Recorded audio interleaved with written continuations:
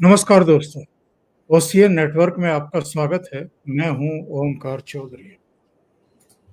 जो कुछ Oval office में हुआ, जेडी वेंस और अमेरिकी राष्ट्रपति डोनाल्ड ट्रंप के साथ यूक्रेन के राष्ट्रपति व्लादिमीर जेलेंस्की की जह हुई और मामला इतना बढ़ गया कि जो समझौता होना था मिनरल्स को लेकर के, जिसकी उम्मीद लगाए बैठे थे डोनाल्ड ट्रंप, वो भी नहीं हुआ। और जो एक बायलैटरल टॉक्स होनी थी वो भी कैंसिल हो गई। जो पत्रकारों से विधिवत एक वार्तालाप होती है वो भी नहीं हो पाई। यानी जो शुरू में इंट्रोडक्टरी एक जेस्चर होता है, बस वहां तक हुआ और उसी में सब मामला बिगड़ गया। अब सोशल मीडिया पर तमाम तरह की बातें चल रही हैं, लेकिन जो अंतर्राष्ट्रीय कूटनीति के महीन जानकार हैं वही बता सकते हैं कि एक्चुअल में हुआ क्या है। क्योंकि रात को हमने भी एक वीडियो बनाया जो सुबह 6:30 बजे से चल रहा है, और हमने कहा कि ये जो अंतर्राष्ट्रीय कूटनीति है, जो कुछ पैरामीटर्स हैं, आप किसी को अपने घर बुला रहे हैं और वहां बैठा करके आप उसको जलील करना शुरू कर दें, उसको जूते मारना शुरू कर दें, और वो भी कैमरों के सामने, तो मेरे विचार से ये किसी भी दृष्टि से ठीक नहीं है। हाँ, बंद कमरे में या जो बायलैटरल टॉक्स होती हैं वहां बैठ करके आप जो चाहे वो कह लीजिए, लेकिन कैमरों के सामने आप ये सब कर रहे हैं, यानी पूरी दुनिया को तमाशा दिखा रहे हैं। तो क्या डोनाल्ड ट्रंप ऐसे ही अमेरिका को फिर से ग्रेट बनाएंगे? एक सवाल ये खड़ा हो रहा है। और अलग अलग लोगों के लिए उनका अलग अलग जेस्चर क्यों दिखाई दे रहा है? जेलेंस्की को भी गेट पर रिसीव करने के लिए आए थे, लेकिन हमारे प्रधानमंत्री जब गए थे तो वो खुद नहीं आए थे, किसी और को भेज दिया था रिसीव करने के लिए। तो हम ये सारी चीजें आज जानने की कोशिश करेंगे कि ये डोनाल्ड ट्रंप कुछ ज्यादा अतिरेकपूर्ण व्यवहार तो नहीं कर रहे हैं जिसकी वजह से अमेरिका की भी और अपनी भी छिछालेदार करा रहे हैं, या इसके पीछे कोई बड़ा मोटो है जो हमारे जैसे लोगों की समझ में नहीं आ रहा है। तो सीधे जुड़ जाते हैं आदि अचिंत जी के साथ, और वही बताएंगे, वही समझाएंगे कि जो कुछ हुआ है इसका एक्चुअल में मतलब क्या है। आदि जी, बहुत स्वागत है आपका। नमस्कार। नमस्कार sir. And over to you, बताइए प्लीज। गुत्थी है सर, गुत्थी। बड़ी मुश्किल सी गुत्थी है। देखिए सर, 3-4 चीजें हमको थोड़ा समझनी पड़ेंगी। व्हाइट हाउस पे जो हुआ उसके पहले जो चीजें हुई हैं वो काफी इंपॉर्टेंट है। देखिए सर, सबसे पहले डोनाल्ड ट्रंप और जेलेंस्की की हिस्ट्री है, ये भी समझनी पड़ेगी। जब दो लीडर्स मिलते हैं, जिस तरह से मोदी साहब से वो मिले, उसमें पर्सनल केमिस्ट्री की हम लोग काफी बात करते हैं। यहाँ पर आपको ये समझना पड़ेगा कि डोनाल्ड ट्रंप और जेलेंस्की की जो पर्सनल केमिस्ट्री है वो अच्छी नहीं थी, बिल्कुल ठीक नहीं है। तो वो पॉइंट, डोनाल्ड ट्रंप का जो पहला इम्पीचमेंट हुआ था 2019 में, उसका रोल जेलेंस्की का काफी बड़ा रोल था उसके अंदर। ना ये चीज हमको थोड़ा दिमाग में रखनी पड़ेगी। जेलेंस्की उसके बाद जो एक क्या शब्द यूज करूं सर मैं, पुत्र है, जो लेफ्टिस्ट एस्टेब्लिशमेंट का एकदम बोलते हैं ना कि उनका आंखों का तारा है, अब वो डोनाल्ड ट्रंप के अगेंस्ट हैं।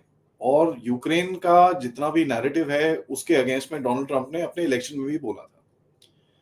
तो ये कोई सरप्राइज नहीं है कि वो यूक्रेन पे प्रेशर डालेगा कि रशिया के साथ आप जो भी डील करना है खत्म करो, ये वो एंड ऑल दैट। ये तो वो 6 महीने से बोल रहा है, ये चीज मैं करूंगा ना। बात क्या हुई है सर? बात ऐसी हुई है कि देखिए, अमेरिका का ये जो डोनाल्ड ट्रंप है उसको पता है उसको पैसे और देने पड़ेंगे। बिल्कुल भी वो जेलेंस्की से हाथ नहीं हटा सकता, क्योंकि अगर वो हाथ हटाएगा तो जेलेंस्की नीचे गिरेगा, जेलेंस्की नीचे गिरेगा तो अमेरिका की जो नेगोशिएटिंग कैपेसिटी होगी सर, जो बात करने की क्षमता होगी पुतिन के साथ, वो एकदम जमीन पे आ जाएगी ना। जब ऐसी सिचुएशन आती है तो उसको जेलेंस्की को थोड़ा तो बढ़ा के रखना पड़ेगा, थोड़ा तो पैसे वैसे देने पड़ेंगे। तो वो चल रहा है, अभी भी पैसे जा रहे हैं, मिलिट्री एड जा रहा है।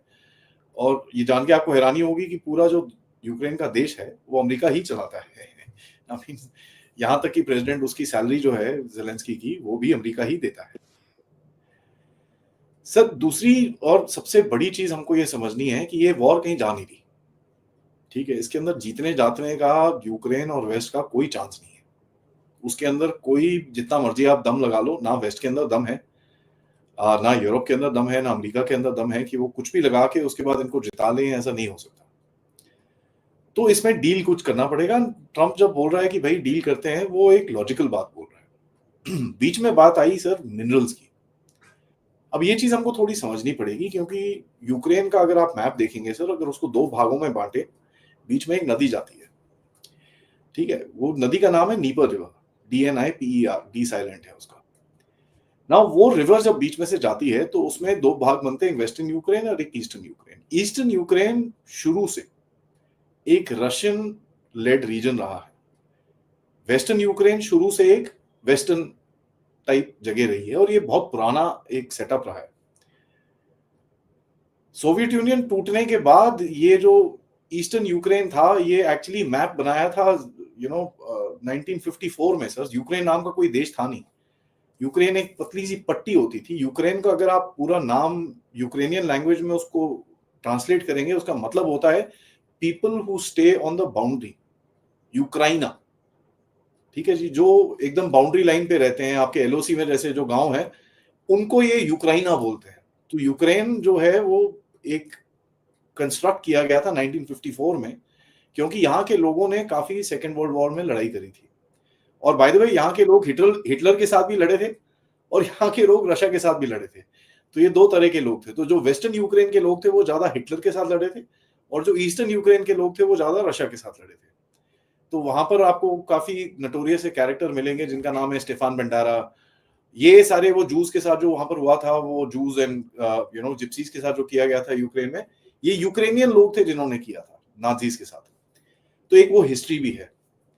एंड यहाँ पर भी अगर आप देखें, ये जो मिनरल्स हैं सर, ये हैं ईस्टर्न साइड यूक्रेन के अंदर, जो इस टाइम पे रशिया के हाथ में। नाउ ये जो मिनरल डील देखें आप, इसको थोड़ा ध्यान से, मतलब 2 मिनट समझे इसको, कि साहब मिनरल डील ऐसी है कि मिनरल्स अगर रशिया के एरिया के अंदर हैं और जेलेंस्की से साइन कराया जा रहा है, रशिया भी एग्रीएबल है उससे, वो मान रहा है कि यहाँ पर आप डील कर लो। इसका मतलब क्या है सर, कि अमेरिकन कंपनीज रहेंगी तो ऑब्वियसली कोई लड़ाई झगड़ा नहीं होगा, ठीक है। बेसिक सिंपल है। वहां पर हमने एक कॉमर्स जोन बना दिया यार, लड़ाई झगड़ा ही नहीं होगा, क्योंकि यार दोनों के पैसे हैं उसके अंदर, दोनों के पैसे हैं, तो कौन अपने पैसे पे बॉम्ब फेंकेगा? नहीं होगा। तो एक ट्रंप का लॉजिक वो था। ये चीज यूरोप को समझ में नहीं आ रही है सर। ये चीज ना यूक्रेन को समझ में आ रही है, ना यूरोप को समझ में आ रही है कि ये जो मिनरल की डील है, ये एक तरह की गारंटी है, क्योंकि वेस्टर्न कंपनीज अपना पैसा लगाएंगी तो ऑब्वियसली उनके सिक्योरिटी इंटरेस्ट उस जगह पे होंगे। ये भाई अटका हुआ है कि मेरे को सिक्योरिटी गारंटी दो, इन टर्म्स ऑफ कि भैया मेरे को ये बताओ कौन से ट्रूप्स वहां पर खड़े होंगे मेरी सरहद के ऊपर, कौन से लोग मेरे सरहद को गार्ड करेंगे। उसके बारे में कोई अभी कुछ बोलना नहीं चाहता सर, क्योंकि देखिए नेगोशिएशन एक स्टेप बाय स्टेप चीज होती है, जहां पर अगर आपने कहीं पे भी कोई कदम आगे पीछे ले लिया तो वो टूट जाता है। और ट्रंप को ये पता है कि साहब थोड़ी डेलिकेट सी चीज है, आराम से करते हैं, कोई जल्दी नहीं है। वो बोल रहा बार बार कि भाई ठहर जा, तू बस ये डील साइन कर ले, हम तेरे से बात करेंगे। और जो भी बात है सर, ये पर्दे के पीछे होनी चाहिए थी। तीसरा चीज अगर आप देखें जेलेंस्की की हिस्ट्री में, इसने जब कमला हैरिस का इलेक्शन कैंपेन चल रहा था, इसने जाके कमला हैरिस के लिए कैंपेनिंग करी थी। अब देखिए सर, ऐसा है, आप जितने मर्जी बड़े दानवीर हो, मोदी साहब भी कहीं ना कहीं गुस्सा तो खा ही जाते हैं ना, ठीक है। मोदी जी एक ऐसे आदमी है, वो सबको भुला देते हैं, कोई बात नहीं, जाने दो। बट यहाँ पर तो ये तो गुस्सा आएगा ना मोदी जी को भी। और वो गुस्सा हमको आज दिखता है भारत की सड़कों में, जिस तरह से हमारे लेफ्टिस्ट लिबरांडो फुड़क रहे हैं, क्योंकि ऑब्वियसली गुस्सा निकल रहा है अभी। तो ट्रंप थोड़ा एक्स्ट्रा है, ठीक है। जब वो यहाँ पर आया सर, उसका एटीट्यूड ठीक नहीं था। वो जिस तरह से आया, अब लोग को बोलते हैं भैया सूट नहीं पहनता, मैं खैर उसमें मैं विश्वास नहीं रखता बिल्कुल भी। हमारे मोदी जी भी सूट नहीं पहनते, इसका मतलब कुछ नहीं होता। तो ये जो सवाल उनसे पूछे गए जेलेंस्की से कि साहब आप सूट क्यों नहीं पहनते, ट्रंप ने आते साथ उसको पूछा, ओ यू ड्रेस्ड अप, वो तो मतलब अच्छे कपड़े पहन के आया टाइप, साफ सुथरे टाइप्स। वो तो प्लांटेड सवाल था, जो मेरे विचार से वो ट्रंप, उसको इरिटेट करने के लिए। जी हाँ। Now I don't think in लोगों ने प्लान करा था ये इतना आगे जाएगा। बट जेलेंस्की की अब उनको मेरे ख्याल से थोड़ा सा तो जेलेंस्की को कुछ बोलना था, पब्लिक में एक मैसेज देना था जो ट्रंप ने दे दिया था। वो ट्रंप ने काफी स्ट्रॉन्ग मैसेज दिया था कि भैया हमको नेगोशिएट करना ही करना है, ये वॉर आगे नहीं जा सकती, thousands of people are dying, ये वो उसने सब कुछ बोल दिया था। ये भाई थोड़ा सा एजिटेट हो रहा था और इसकी बॉडी लैंग्वेज अगर आप देखें वो थोड़ा गुस्से में आ रहा था कि इसको जस्ट चुप बैठना था वहां पर, जो मर्जी बोलता रहे यार, ग्राउंड रियलिटी में जो काम हो रहा है वो अलग है, तो चुप बैठ। He didn't keep quiet. ये जाके इसने वाइस प्रेसिडेंट वॉन से उंगली करी। जब उंगली करी तो फिर वो खाने को पड़े इसको, क्योंकि खाने को तो पड़ेंगे सर अगर इतने पैसे कोई देगा, ठीक है। आप ये तो समझो सर, आप गेस्ट हो चाहे जो मर्जी हो, इतने पैसे तुमने ले रखे हैं हमारे, और ऊपर से फिर से आए हो भीख मांगने के लिए और आंखें हमको ही दिखा रहे हो यार, तो फिर वो तो गुस्सा आएगा। और वो गुस्सा इन लोगों ने पब्लिक के सामने निकाला है। यहां पर दो तीन चीज है। एक तो सर जेलेंस्की को एक एम्बुश में फेंका इन लोगों ने, लेकिन मैं आपको यह भी बता दूं दूसरी तरफ से भी जेलेंस्की को यूज करके यूरोपियन यूनियन की तरफ से या यूरोपियंस की तरफ से एक एम्बुश था ट्रंप के लिए भी, क्योंकि दोनों तरफ से पूरी तैयारी थी एक दूसरे को मारने की सर। ठीक है, जेलेंस्की भी पूरा तैयार होकर आया था गोली मारने के लिए, और ट्रंप भी पूरी तरह से तैयारी बैठा था गोली मारने के लिए। अब गेम क्या हुई, दोनों ने अपने पासे जमीन पे डाले, ट्रंप का पासा भारी था और जेलेंस्की खेल नहीं पाया उसको, क्योंकि जिस तरह से यूरोपियन लीडर्स के जवाब आ रहे हैं सर, वो ऐसा दिखता है कि एक टूल किट का पार्ट था। एग्जैक्ट सेम आंसर सबके, एग्जैक्ट सेम ट्वीट्स आ रहे हैं सबके, oh we support you, we are proud of you, same words copy paste. और ये कोई चुटमुट लोग नहीं है सर यूरोपियन यूनियन के, ये कंट्री हेड्स हैं। तो देखिए ये दोनों तरफ से एम्बुश था, इसमें कोई डाउट नहीं है। एंड जेलेंस्की गलत जगह फंस गया आके, उसको लगा नहीं था कि भाई उसकी इतनी जोर से पैंट उतारी जाएगी। एंड अब पैंट तो सर इतनी उतरी कि डोनाल्ड ट्रंप ने उसको भगा दिया वहां से। जो उसके साथ आगे बात होनी थी वो सब कैंसिल हो गई, उसके प्रेस मीटिंग्स कैंसिल हो गए, सब कैंसिल हो गया। एक इंटरव्यू उसने फॉक्स टीवी को जाके दिया है, बट उसमें भी उसने माफी मांगने की कोई बात नहीं करी, बस चुपचाप उसने एक ट्वीट डाला थैंक यू करके निकल गया वहां से। सो कोई डील नहीं साइन हुई, कोई कुछ नहीं साइन हुआ, ये पूरा रिश्ता जमीन पे। इससे एक चीज तो हमको बड़ी दिखती है कि साहब ट्रंप ने एक मैसेज भेजा है, और आप ये चीज बड़ी ध्यान से देखिए सर कि साहब देखो ऐसा है, हम सबके साथ डील करने को तैयार हैं, लेकिन आपको थोड़ी सी रिस्पेक्ट होनी चाहिए, which is very critical. And ये चीज बहुत इंपॉर्टेंट मैसेज है। ये मैसेज आई थिंक भारत को भी कई देशों को देना पड़ेगा कि यार देखो ऐसा है, we are a big power, आप हमसे बदतमीजी मत करो, हम आपको सपोर्ट कर रहे हैं, सब कुछ कर रहे हैं, तो you have to be grateful and acknowledge जो हम लोग चीज कर रहे हैं। आप हमारे सिर पे चढ़ के तांडव नहीं बजा सकते। दूसरा मैसेज उसने यूरोपियंस को डायरेक्टली भेजा है कि साहब आपके पास दम है नहीं, और अगर आपके पास दम है लाओ भाई अखाड़े में आओ। अब मैंने तुम्हारे टट्टू को नंगा करके भेज दिया है वहां पर, अब आओ तुम अगर अखाड़े में आते हो तो बताओ, क्योंकि मैं तुमको भी देख लूंगा, मैं पुतिन को भी देख लूंगा साथ में। He is openly given a challenge, और ये चैलेंज यूरोपियंस को ही नहीं है सर, ये लेफ्टिस्ट डीप स्टेट को भी एक बहुत बड़ा चैलेंज दिया है। क्योंकि जितना मनी लॉन्ड्रिंग यूरोपियन ये जो यूक्रेन से होती थी, वो पूरा वो जो सोर्स है वो इसने बंद करा है। तो ये पूरा सेटअप, पूरा इंफ्रास्ट्रक्चर, सबको उसने चैलेंज मारा है कि बेटा आओ अब मैदान के अंदर, मैं भी यहाँ खड़ा हूं, तुम भी यहाँ खड़े हो, देखते हैं कौन जीतता है। लेकिन एक बात बताइए आदि जी, आमतौर पर होता क्या है कि अमेरिका जैसे देश के राष्ट्रपति से अगर आपकी बायलैटरल टॉक्स होनी है और 2 बार आपको मीडिया के सामने जाकर के बात करनी है, तो बहुत सारी बातें तो दौरा शुरू होने से पहले ही तय हो जाती हैं। बहुत सारी क्या, मैं कहता हूँ 99% सब कुछ तय हो जाता है। एक स्क्रिप्ट सी होती है जिसको जाकर के बस कैमरों के सामने रिपीट करना होता है, बोलना होता है आपको, जैसे फिल्म की शूटिंग होती है ऐसे ही होता है। अब मोदी जी गए थे, मोदी जी तो खैर सुलझे हुए हैं, और क्योंकि तीसरी बार प्रधानमंत्री हैं, पूरा होमवर्क करके गए थे मोदी जी। तो 3 बार एस जयशंकर साहब वाशिंगटन का दौरा कर चुके थे ऑलरेडी, सब कुछ तय हो चुका था। क्या यूक्रेन की तरफ से ये बेवकूफ़ी हुई? और जो वहाँ एम्बेसडर हैं इनकी, यूक्रेन की, उनको हमने देखा है माथा पकड़ते हुए, सिर हिलाते हुए कि ये क्या हो गया है। उनकी तो खैर नौकरी गई, लेकिन क्या बिल्कुल जमीन पर कोई भी तैयारी नहीं थी? दोनों तरफ की। और सेकंड बात ये कि कैमरों के सामने ये सब क्यों हुआ? ये बंद कमरे में भी हो सकता था, बायलैटरल टॉक्स में भी हो सकता था, कैमरों के सामने ये क्यों किया गया? सर आप तो दो लीडर्स की बात कर रहे हैं, मैं आपसे एक सिंपल सा सवाल पूछता हूँ। आपने मेरे को बुलाया शो में, तो आपने कुछ सोच के बुलाया कि यार आदि इस एंगल में सोचता है, ये चीज बोलता है, ये उसका सोच का तरीका है, मेरे को ये सुनना है और मैं ऐसे सवाल पूछूंगा तो मुझे पता है आदि किस तरह रिस्पॉन्ड करेगा। आपने ये सोचा होगा, तो आपने होमवर्क करा।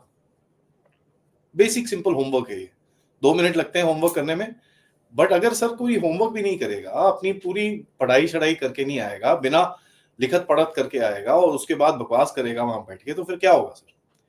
और जेलेंस्की सर लाडला रहा है, उसको person of the year award मिला, उसको पता नहीं कहां कहां कौन सी मैगजीन के कवर पे लगाया गया, उसको पता नहीं क्या क्या किया जा क्या क्या कहां कहां उसको बिठाया गया, कहां कहां पर क्या क्या नहीं दिया गया, कौन सी टेबल पे बुलाया, जहां पर कोई अवार्ड फंक्शन होता था यूरोप के अंदर तो उसको बिठाया जाता था। I mean he was a star of the show sir. 3 साल तक उसने राज करा है दुनिया के ऊपर। तो आज अगर उसको काम करने के लिए बोले तो वो उसको नहीं समझ में आता सर। वो एक वैसे भी एक टट्टू है। और ये चीज सर हमको बड़ी क्लियरली समझनी चाहिए कि टाइट टी शर्ट गैंग की कैपेबिलिटी इतनी है। कई लोगों को ये चीज नहीं समझ में आती। ये जो टाइट टी शर्ट सोरोस के टट्टू होते हैं, ये इनकी कैपेबिलिटी इतनी, इनकी लाइन यहीं पर आ जाती है। ये अपने में इतने भरे होते हैं कि इनको रियलिटी का कोई अंदाजा नहीं होता जमीन पे क्या हो रहा है। And that is the point. इन लोगों ने बिल्कुल होमवर्क नहीं करा, इन लोगों ने ट्रंप की भाषा नहीं सुनी, इन लोगों ने ट्रंप क्या बोल रहा था वो नहीं सुना। और ऊपर से सबसे बेहतरीन चीज क्या है सर, तुम किसी से मिलने जा रहे हो, तुम नहीं मानते भैया वो आपसे क्या बोल रहा है, तुमको नहीं पसंद, पहली मीडिया में क्यों बोलना वो चीज? राइट, मीडिया में क्यों बोलना पहले चीज? और तो वो जेलेंस्की तो 4 दिन से लगा हुआ है कि no Trump doesn't understand Ukraine, Trump doesn't know this, Trump doesn't know that. तो जब आप ऐसी बातें करेंगे तो सर कोई भी गुस्सा होगा, इसमें कोई डाउट नहीं है। आई मीन देखिए सर, एक चीज इनको यूक्रेनियंस को समझ में आनी चाहिए कि आप आज खड़े हैं क्योंकि अमेरिकन और यूरोपियंस ने आपको पैसे दिए हैं। अमेरिकन ने, अगर वो बोलते नहीं नहीं जी यूरोपियन ने ज्यादा पैसे दिए हैं, सर जितने मर्सनरीज वहां पर लड़ रहे हैं आज, जितने लोग जो वॉलंटरी वहां पर लड़ रहे हैं, अमेरिकन फॉर्मर वेटरन्स, अगर वो हट गए ना सर, ये कल सुबह खत्म हो जाएगी पूरी वॉर। कम से कम 8 से 10 हजार अमेरिकन ट्रेन्ड सोल्जर्स वहां पर लड़ रहे हैं, कम से कम, आउट ऑफ यूनिफॉर्म ऑब्वियसली। वो फॉरेन लीजन है यूक्रेन का, आप उसकी वेबसाइट जाके देखिए सर, उसके यूट्यूब चैनल है उसके जाके देखिए। अमेरिकन एक्सेंट के अलावा कुछ सुनाई नहीं पड़ता वहां पर, यूक्रेनियन एक्सेंट तो मैंने सुना ही नहीं उधर पे। तो अमेरिका ने इसको बहुत सपोर्ट करा है सर ये, और कुछ चीजें पब्लिक डोमेन में भी नहीं है। ठीक है पर जी, ये जो बताइए पर ये बताइए, ये सारा कुछ किया धरा तो अमेरिका का ही है, जी डोनाल्ड ट्रंप का नहीं है तो जो बाइडन का है।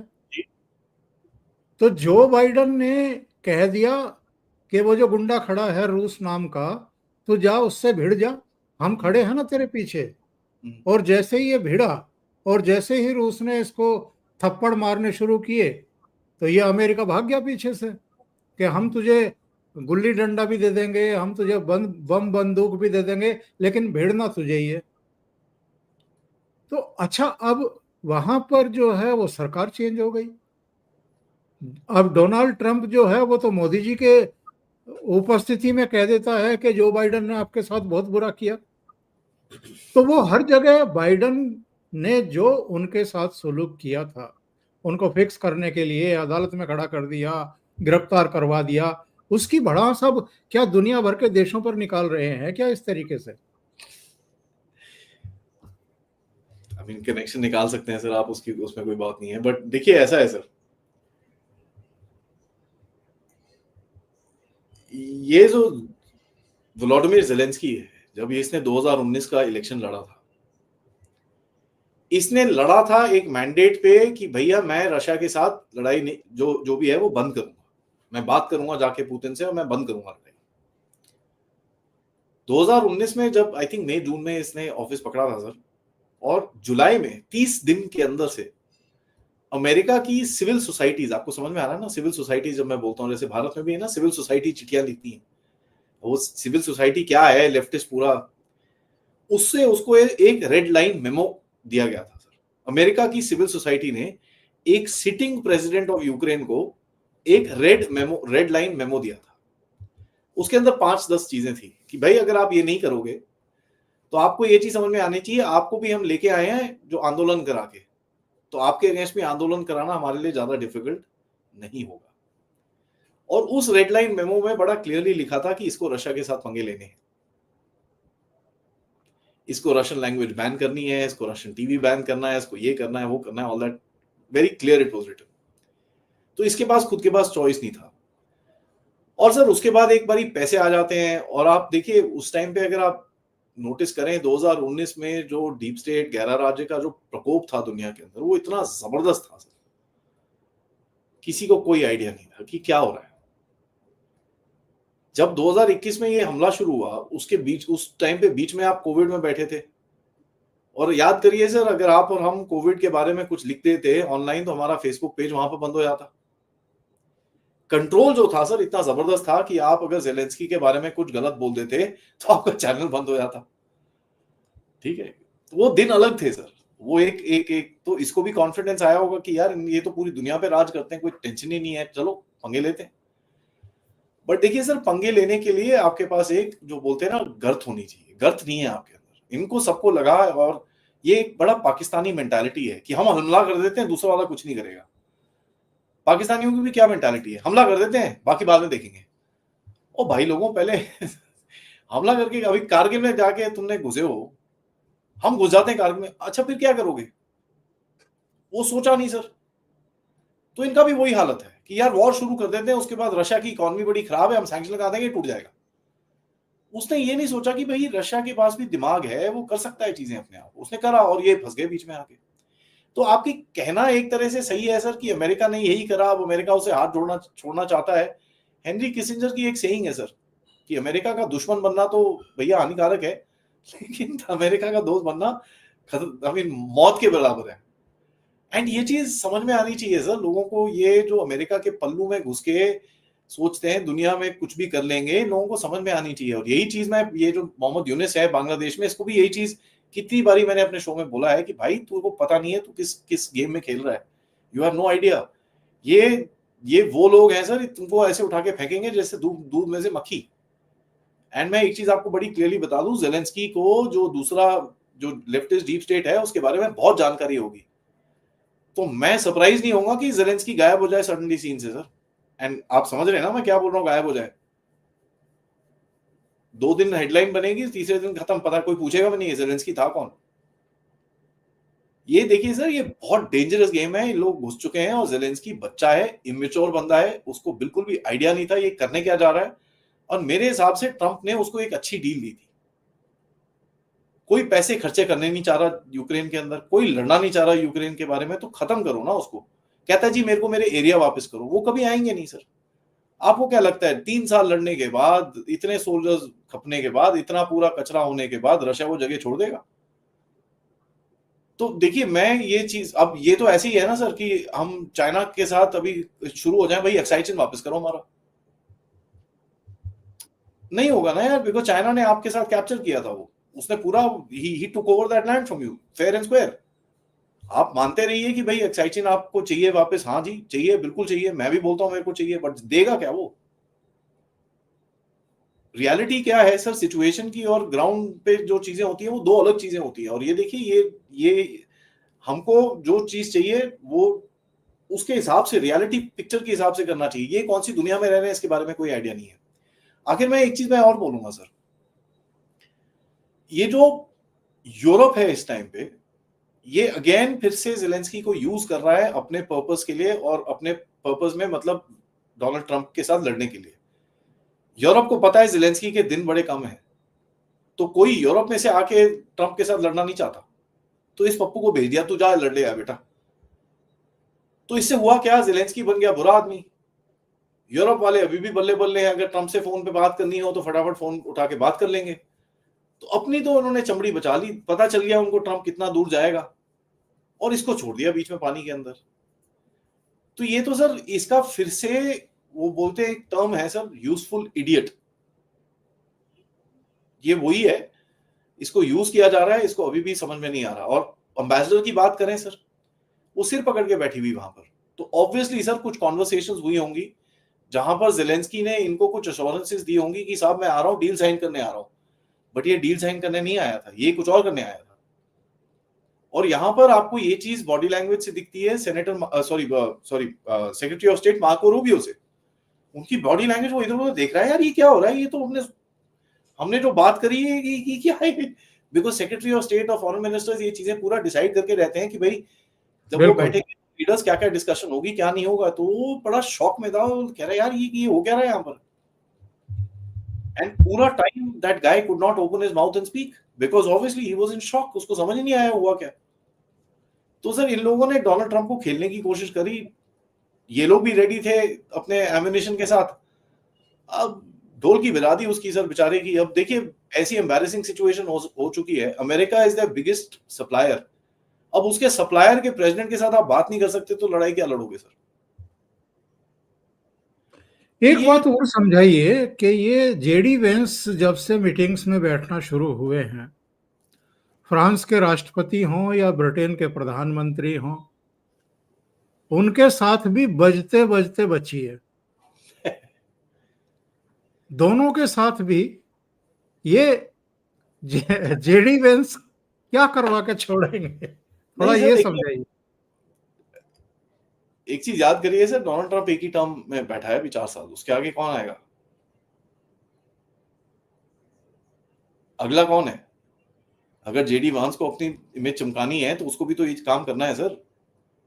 उसको भी अगर प्रेसिडेंट बनना है, अगले टर्म में लड़ना है, क्योंकि कोई और लीडर दिखता नहीं है और ये पूरे इकोसिस्टम में चढ़ के वो अगर जीत जाए तो उसकी तो बल्ले बल्ले है। तो उसको भी ये दिखता है और ट्रंप को भी ये चीज पता है। तो ये देखिए सर ऐसा है, ये लोग तलवार निकाल के खड़े हैं सर।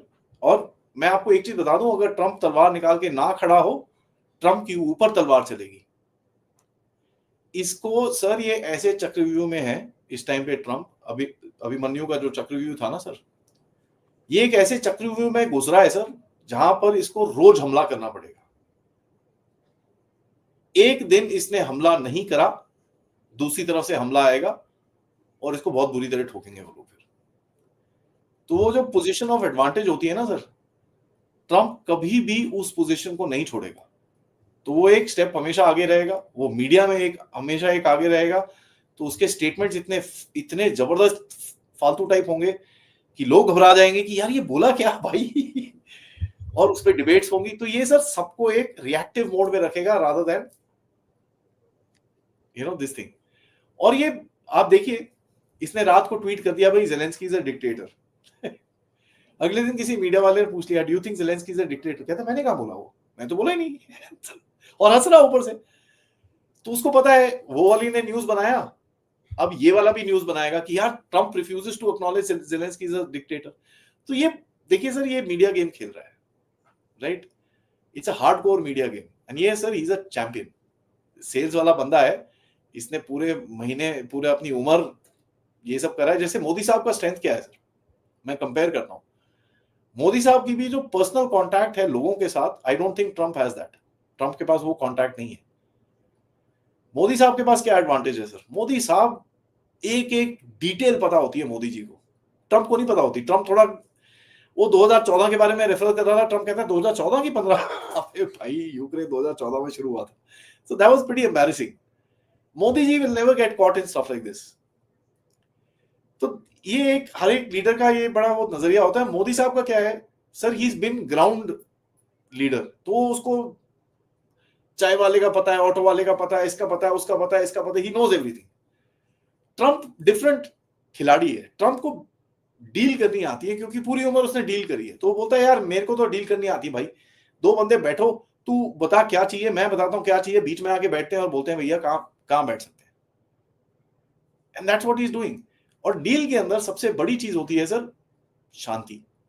आप किसी को गाली गलौज करना शुरू हो जाओ तो फिर डील नहीं होती। और ये चीज ट्रंप ने भी बोली कि भाई तू अगर सोचता है कि मैं पुतिन को गाली निकालूंगा और उसके बाद अगले दिन फोन करके बोलूंगा हाँ भाई कैसा है डील करें, कहता नहीं होगा यार, I can't do that.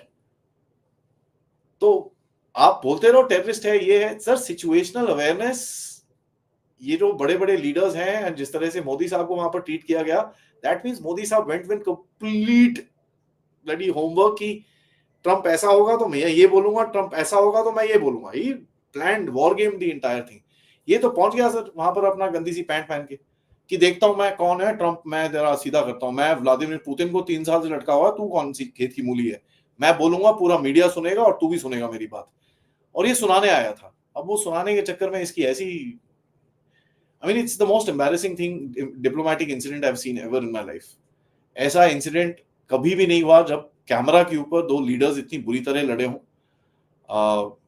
And ये टर्निंग पॉइंट है सर ये पूरे रीजन के लिए, बिकॉज इसके बाद आप देखेंगे जिस तरह से रीजन ये बदलेगा एंड ओवरनाइट बदलेगा। बिकॉज अब अगर जब तक एक डेढ़ हफ्ता 2 हफ्ते तक ट्रम्प वेट करेगा, अगर ये वापस नहीं आया, ट्रम्प ने अपने आप डील कर देनी है सर। और उसके बाद यूरोपियंस को बोलना है बेटा देखो यार डील ऐसा है, तुमको साइन करनी है करो, नहीं करनी तो मैं चला यहां से, मेरा रशिया के साथ सब गेम खत्म हो गया, मैं उसके साथ ट्रेड रूट शुरू कर रहा हूं, तो उसके बाद पैसे और आने वाले हैं, लड़ते रहो तुम, उसके बाद देखते हैं कितना टाइम तुम लड़ते हो। And he is quite capable of doing that. तो ये सर ब्रिटिश प्राइम मिनिस्टर को तो उसने बोला भी है कि क्या अकेले तुम रूस से निपट लोगे क्या?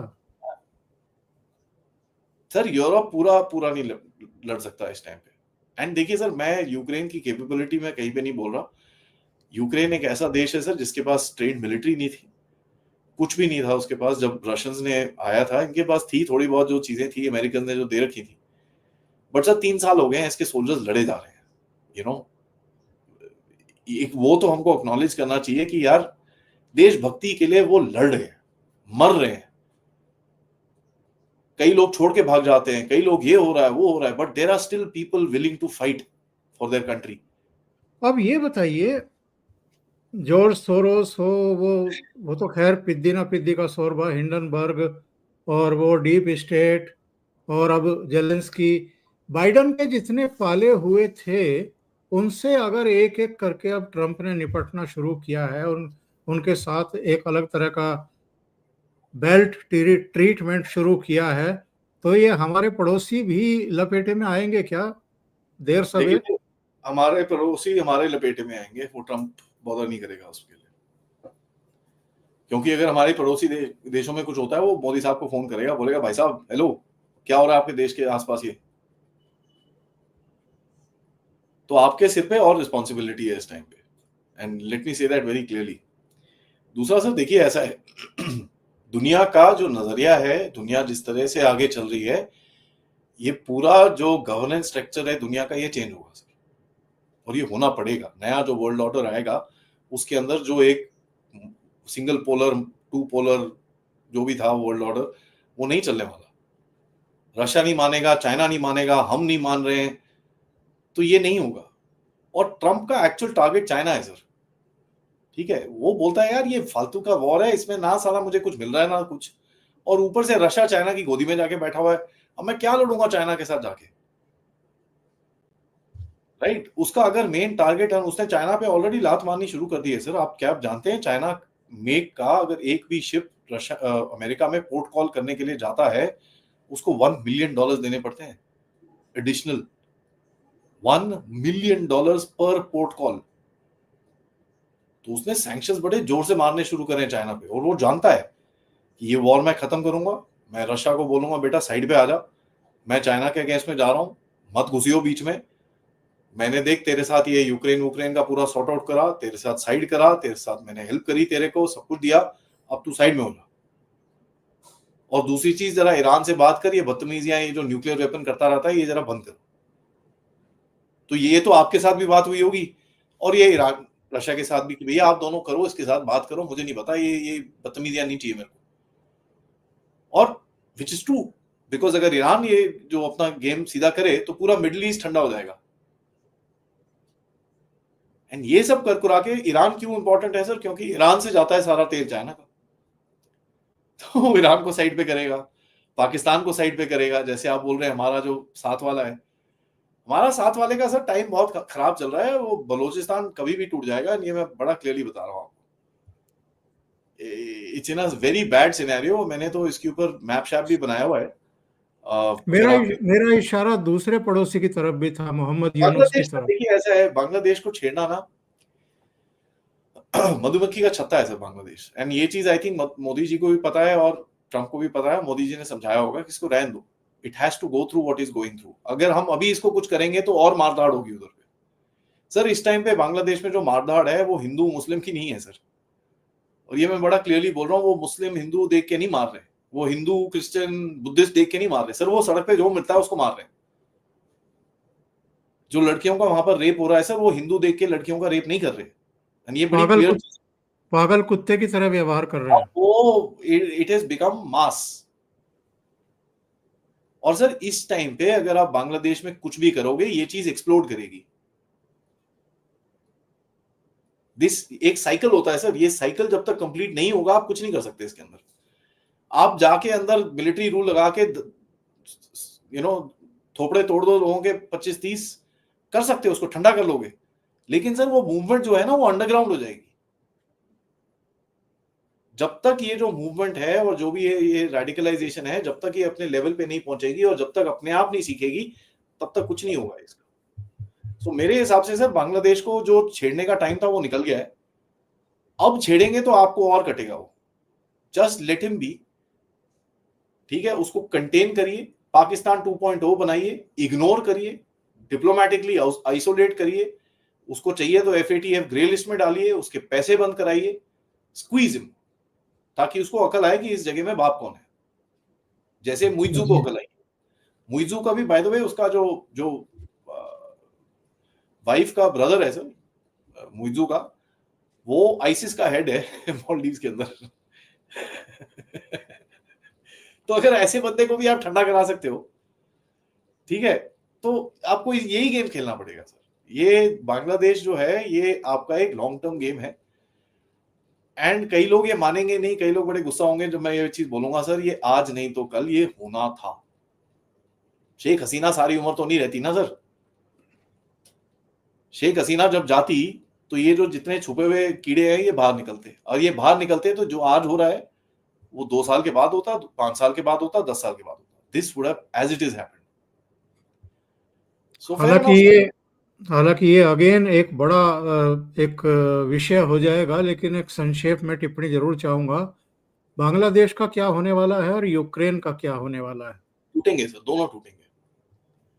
बांग्लादेश, मैं तो उस बिलीव का हूं कि सर पाकिस्तान से पहले यूक्रेन टूटेगा, सॉरी ये बांग्लादेश टूटेगा। क्योंकि ये जो जिस तरह से चल रहे हैं सर, ऐसे चलता नहीं है कुछ। टूटेंगे। यूक्रेन तो टूट गया sir, there is no way. I mean वो जो यूक्रेन का पुराना मैप है, आप जितनी बारी ड्रॉ करते हो कोई फायदा नहीं है। वो जो जगह उसने लूज करी है उसको नहीं मिलने वाली, चांस नहीं है। क्योंकि सर रशिया का ब्लैक सी से मेडिटेरेनियन सी में जाने का जो रास्ता है वो वहीं से है, ठीक है जी। जो उसका सेवास्टोपोल में पोर्ट है, जो उसका मारियोपोल में पोर्ट अभी बन रहा है, मारियोपोल यूक्रेनियन सिटी था ईस्ट में जो उसने लिया है, अब वहां से वो ब्लैक सी के अंदर घुसता है, ब्लैक सी से वो टर्की का वो स्ट्रेट पास करके मेडिटेरेनियन में घुसता है। ये जगह कभी वो छोड़ेगा नहीं। एंड दूसरी चीज आपको जान के ये हैरानी होगी, रोमानिया में नेटो का सबसे बड़ा बेस बन रहा है, और रोमानिया क्राइमिया के सामने एकदम।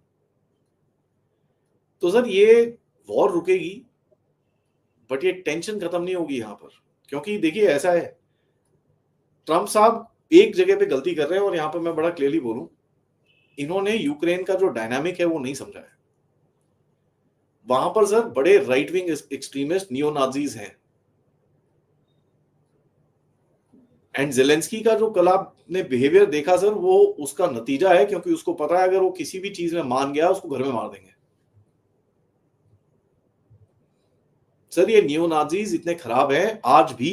जैसे मैंने आपको बताया वेस्टर्न यूक्रेन के अंदर काफी नियो नाजी थे जो हिटलर के साथ लड़े थे। उनके जो आज पोते दोते हैं वो अभी भी ऐसे ही काम करते हैं वहां पर। और वहां पर नाजीज के स्टैचूज लगा रखे हैं लोगों ने, वो उस तरह के सैल्यूट करते हैं, वो पूरे बैजेस पहनते हैं, they do all that stuff. But वो जूस के अगेंस्ट नहीं है सर, ये Nazism is against the Russians. एक डिफरेंस है उसके अंदर। तो ये बहुत गंदा कंट्री है सर। ये वॉर रोक के भी this place is going to be destabilised for a long time to come. And कोई सोल्यूशन, हाँ ठीक है आप सीज फायर कर लो, वहां पर थोड़ी ये वो कर लो, बट यहाँ पर जो सोशल प्रॉब्लम्स होंगी, एंड मेरा बस यही होप है, I hope we don't see right wing terrorism emerging in this area. वो बहुत गड़बड़ हो जाएगी सर, क्योंकि ये लोगों को या तो आप उठा के जेल में डालो, आप डाल नहीं सकते, आइडियोलॉजी है, दिमाग है, तो कहाँ ढूंढोगे जाके। सो इसका सोल्यूशन नहीं है sir, but Ukraine as a country it's not viable anymore. इनकी पॉपुलेशन थी 44 मिलियन जब स्टार्ट हुई थी वॉर, आज करीब 23-25 मिलियन के करीब में है। सो हाफ से कम हो गई है सर उसकी पॉपुलेशन। ऐसे सस्टेन करना किसी देश को इट्स नॉट इजी। तो इतना बड़ा एरिया है आपका, आपके पास ग्रेन्स है, अब वो भी ग्रेन्स क्या सर, जहां पर आपने जहां अनाज उगाते थे वहां पर लड़ाइयां लड़ लड़ के पूरा आपने जमीन खराब कर ली है अपनी, तो जमीन को ठीक होने में 5-6 साल लगेंगे। मिनरल्स हैं जो दूसरे देश लेना चाहते हैं, आपका जो तेल है, जो गैस है, ठीक है वो बेच बूझ लोगे थोड़ी बहुत आप, बट उसके लिए भी आपको पैसे लगाने पड़ेंगे, वो पैसे कहाँ से आएंगे। तो इसके पास बहुत प्रॉब्लम्स है सर। ये इट्स, हाँ वॉर बंद कर सकते हैं, लोगों का मरना बंद कर सकते हैं, बट ये प्रॉब्लम खत्म नहीं होगी सर। आदि जी बहुत बहुत धन्यवाद इतना समय निकालने के लिए ओशियन नेटवर्क के लिए, और बहुत ही महत्वपूर्ण मुद्दे पर चर्चा करने के लिए। Thank you so much. नमस्कार। नमस्कार सर।